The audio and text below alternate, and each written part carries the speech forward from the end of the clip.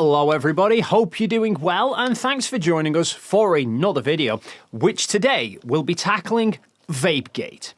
Now, if you're unfamiliar with all of this, recently a group of 9 of us, a mixture of people who think the Earth is flat and people who think it's a globe, went to Antarctica to view and record the 24-hour sun. Which we successfully did, and while we were there, not only did we record a lot of footage, but we also did various live streams each as well. Now, immediately upon this footage being released, conspiracy theorists around the world began looking for any potential faults or inconsistencies that they could use to try and discredit the whole trip. Now, I was actually in the middle of putting together a big video that tackled numerous claims that have been made, like missing footprints, CGI studios, and Masonic boot rituals. However, this particular claim of VapeGate is blowing up to such an extent now, with flat earthers turning on each other, that I feel I need to address it as soon as possible. So, I was going to address it within the compilation video. I'm going to push that video back, and this video is just going to focus on VapeGate. Now, what is VapeGate, you might ask? Well, one comment that kept cropping up during people's live streams was the lack of visible breath, with conspiracy theorists arguing that this was somehow proof that we weren't outside in a cold environment, but instead we must be in a studio somewhere. Then, during Austin Whitsit's livestream, he'd already been asked a few times about breath and was then asked to pick up some snow. So he went back into the hut off camera to go and get his gloves. And when he came back onto camera, he then produced 2 visible breaths, which then stopped again.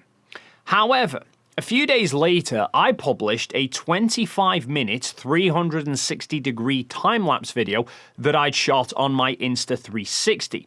And people quickly checked the part of the time-lapse where Austin's stream was, and they begun claiming that Austin had faked his breath with a vape pen whilst walking back to the camera, and that was irrefutable proof that the whole trip was fake and the 24-hour sun results could be now deemed null and void. There was even a live debate between Austin and Flatzoid about the whole incident, with claims being made that Austin could be seen crouching down in front of the computer vaping before standing up and producing breath. I live in Florida, bro, where it's warm, humid, and close to sea level. This was a complete flip on its head for me. I literally got sick. Okay, now what I want you to actually address, though, is I'm telling you, factually, I did not hit a vape, walk over to the camera, and exhale a vape. I say you are lying because we saw you duck down and take a vape, stand up and show your breath, and you were out of breath when you tried to do so, like you holding your breath. And Austin was saying all of that was a complete lie and that he never vaped on camera. Now, let's just take a moment to appreciate the irony of this situation. The people who are publicly using my 360 time-lapse as evidence to claim that Austin is vaping are the same people who claim that my time-lapse is fake because it's showing a 24-hour sun. They are openly arguing that the evidence they are using to try and prove a point about Austin is fake. Irony. So, I'm going to attempt to settle this argument by highlighting that actually both sides are wrong here about this whole vape incident. But also, importantly, I'll be tackling these frankly desperate claims that our breath wasn't visible by showing A, that it was visible, B, showing when and why it became visible, and C, that what you can see in our footage actually matches other similarly cold environments. Now, before I start, I would also like to give some additional context to what I'm about to show you, just to head off potential conspiracies that I'm pretty sure would soon follow if I don't make this clear. I recorded and published a 25-hour time-lapse 360 degrees that was shot at 2-second intervals, which became a 25-minute long video. That video I published on my YouTube channel, and it's what people have been using as their evidence for this whole argument. Now, YouTube notoriously does compress the quality of video uploads down. So the people who've been viewing this footage have actually been seeing a slightly lower quality version than what the original file shows. And obviously, I have the original, which I've been able to look through. However, there've also been a lot of people asking where is Will's 24-hour real-time video and why hasn't that been made public yet? Well, I also have that video. Now, this is where I want to head off potential conspiracies about why have I got Will's footage before it's been made public. The Insta360 cameras that me and Will used limit all video files to 30 minutes in length. The moment a file hits 30 minutes, the camera automatically and seamlessly begins a new file. So Will's recording was 25.5 hours long. The camera saved it in 51 separate files, which then have to be brought into the Insta computer software and strung together. And he recorded his video at a 5.7K resolution at 30 frames per second. So the 51 video files are about 14 gigabytes each, totaling more than 650 gigabytes that needs to be processed into a single video. And Will tried and his computer just could not handle it. So I suggested I could try rendering it on mine because I have a pretty high-spec PC. So Will uploaded the 51 files to cloud storage, and I then spent close to 4 days downloading all of these files and rendering them into a single 25.5-hour video, which was 650 gig.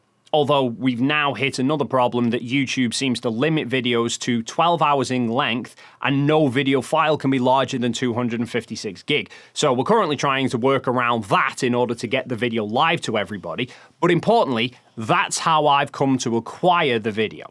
Now, let's address VapeGate, because it seems both sides of this argument here are wrong about it. Firstly, what I could quickly tell from my time-lapse video was that Austin wasn't crouched down during the live stream. After he's crouched down, he stands up, quickly folds the laptop away, and then walks off inside. Yet, on his live stream, he actually ends it whilst he's holding the computer and walking around outside. So this claimed crouched vaping occurred after his live stream had already ended. So that particular claim is wrong.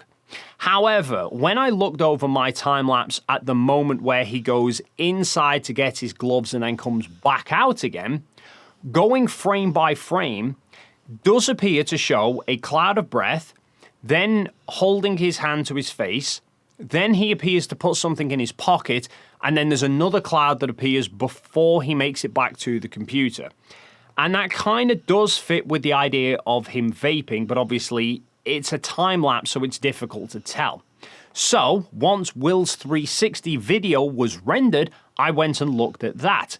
And what I'm seeing from that is thick, foggy breath being exhaled as he exits the hut, then clearly holding what appears to be a vape pen to his mouth for quite a while as he's walking back, then putting something in his pocket, and then blowing thick fog from his mouth before getting back to the computer, which to me personally seems to fit the argument of him vaping. However, before certain people start rejoicing and trying to argue that this now proves the whole trip is a fraud and the 24-hour sun can be ignored, no, it doesn't. Austin puffing a breath of vape and then claiming it's breath does not prove we were not in Antarctica. At most, you can say it proves that Austin lied about his breath being visible in that particular moment. However, there were plenty of instances where our breath was naturally visible, and it all comes down to lighting and humidity. I've seen some people showing examples of people in North America on cold days exhaling their breath and it being visible, and it seems that's what they expected in Antarctica. However, when you see breath during an exhale, what you're seeing is moisture from your mouth and throat escaping. But the air in Antarctica has a much lower humidity than most populated areas. So your breath is actually quite dry, meaning the amount of moisture you exhale is significantly less, which then makes your breath harder to see, but not impossible. And this is where lighting comes into play. And the daft thing is, this is a pretty common thing to see. For example, a particular photo that is very popular with wedding photographers is getting a shot of the bride having hairspray applied, because it can look very dramatic and noticeable. I think like people were expecting from our breath. But the lighting used to create that effect involves very strong light coming from one side, because the light has to reflect off the hairspray particles to make them noticeable. However, in this particular example that I found, the people are being evenly lit from both sides, from both the window and the light in the foreground, and the hairspray is barely noticeable. Now, one common aspect about all of the times that you can't see our breath is we are outside in direct sunlight. And this is when we're surrounded in all directions by white snow and ice, which is then reflecting sunlight up in all directions. Meaning we are being lit from all directions, and so is our breath, which is the wrong lighting conditions for making foggy breath visible. You'll notice, however, that in both my live stream and Critical Thinks, we started off in direct sunlight, but we then moved to the side of the building to be in the shade.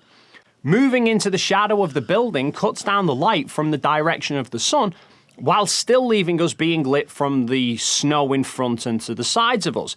And in both instances, people's breath then becomes visible. When we first landed in Antarctica in the 757, as we were disembarking, I put my 360 camera onto a tripod attached to the side of my backpack, recording straight video. It shows me walking through the cabin, out of the plane, down the steps, and then I place the whole bag down on the ground whilst I go to get my main camera out to take some photos. Now, when I'm walking out of the plane, there's no breath. The other people who are already outside the plane, no breath visible. But you can see, as I bend over the backpack, I'm now strongly backlit by the sun, and amazingly, my breath suddenly becomes visible. The funny thing is, ALE have many videos that have been available for years showing their staff in Antarctica, and their footage that is shot in broad daylight, you can't see their breath either. Here's a video from a group of skydivers who went to Union Glacier Camp last year. You can see them in Punta Arenas, where we were. You can see them on the same plane that we were on, landing at the same runway, going to the same camp, and then doing skydives over the same area. And there's no breath visible from them. But strangely, nobody seemed to have a problem with this idea until it was us that was there. There's even been videos of people on cruises at the coast of Antarctica, no breath visible. And just to be clear, this is not some magic of Antarctica. Here is a video that somebody posted from over a year ago of them in Finland, right up north in one of the coldest places around. And there's no breath visible for them either. Or maybe Finland's fake now as well. Or perhaps it's just that, breath in low humidity environments is harder to spot, and it only becomes most apparent when it is lit in the right manner. People who are genuinely seeking the truth should look at this whole VapeGate thing and think, yes, it seems Austin vaped, but their breath was visible at times, and as I've demonstrably shown, it is consistent with how visible breath is in other footage from similar low humidity environments. So none of that actually affects the final experiment. Whereas liars, grifters, people in denial and the likes, by comparison, will look at this and think, see, Whitsit vaped, therefore let's ignore the 24-hour sun. When, bearing in mind, the only way that any of them can actually verify if Austin vaped or not is by looking at the 360 footage that shows a 24-hour circling sun in Antarctica. So people can only claim the views of Austin are real if they are prepared to accept that the 360 footage is real. So hopefully that clears VapeGate up now, although I doubt it. But as always, feel free to leave your thoughts in the comments down below. If you've enjoyed this video and you haven't already done so, then please consider hitting the like and subscribe buttons, and hopefully we'll see you in the next video.